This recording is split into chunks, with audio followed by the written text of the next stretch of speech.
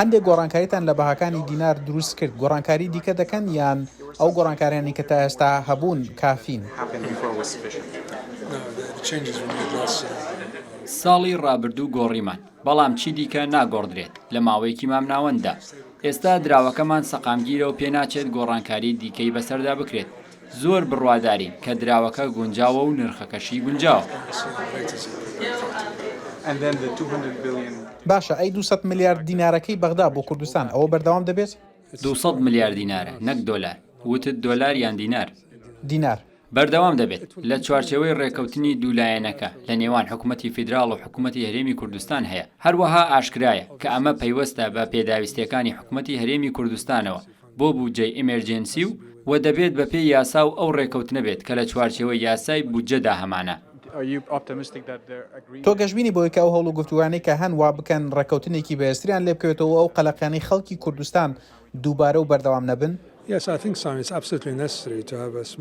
بەڵێ پێم وایە بەڕاستی زۆر پێویستە کە پەیوەندێکی باشمان هەبێت لە سیستەمێکی فیدراڵیدا لە عێراق. دەبێت پەیوەندێکی باش بێت و تێگەیشتنی باش هەبێت لەسەر ئەو پەیوەندیانە و بە شێوەیەک بێت کە بەرژەوەندی هەموو وڵاتەکە و بەرژەوەندی هەرێمی کوردستان و حکوومەتی فیدراڵی بێت. ئێمە ئامانجمان دۆخێکە کە هەردوو لات تێیدا براوە بن.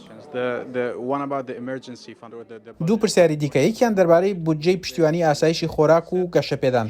بەشی کوردستان لەو بودجەیە جێگیر کراوە و چاوەڕوانی چی دەکەن دەربارەی بودجەی عێراق؟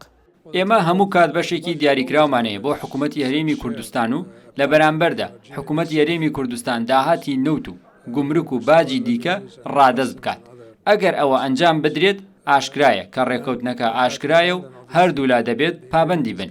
ئێستا ئەوەی کە دەربارەی یاسای بودجەی ئێمەرجەنسی بەنیازین بیکەین ئەوەیە کە هەر مەسروفاتێک کە لە چوارچەوەی پرۆگرامەکانی حکوومەتی فیدراڵی دابێت بۆ نمونە بەشە خۆراکی مانگانە هەرێمی کوردستانیش بە یەکسانی دەگرێتەوە.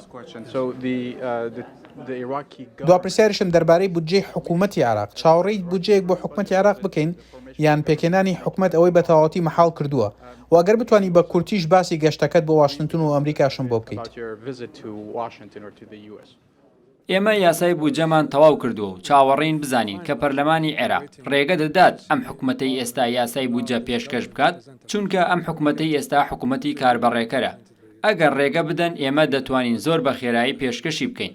ئەگەر ڕێگە نەدەن ئەوە دەبێت بودجەکە حکوومەتی داهاتوو دایبنێت و ئێمە کارەکانی ئێستای خۆمان بە پێی یاسای بەڕێوەبردننی کاروباری دارایی بەڕێوە دەبین کە یەکێکە لەو 12 بڕگەی مەسروفاتی ساڵی ڕابردوو. لەبەر ئەوە دەکەوێتە سەر داواکاری و سووربوونی پەرلەمان لەسەر ئەوەی کە بودجەیەک هەبێت یان نا.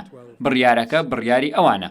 لە واشنگتنین بۆ بینینی ئاژانسە نێودەوڵەتیەکان. ئێستا کاتی کۆبوونەوەی بەهارەی بانکی جیهانی و ڕێکخراوی دراوی جیهانی IMF هەروەها بۆ کۆبوونەوە لەگەڵ وەزارەتی خەزێنەی ئەمریکا و ئاژانسی هاریکاری ئەمریکا لێرەین.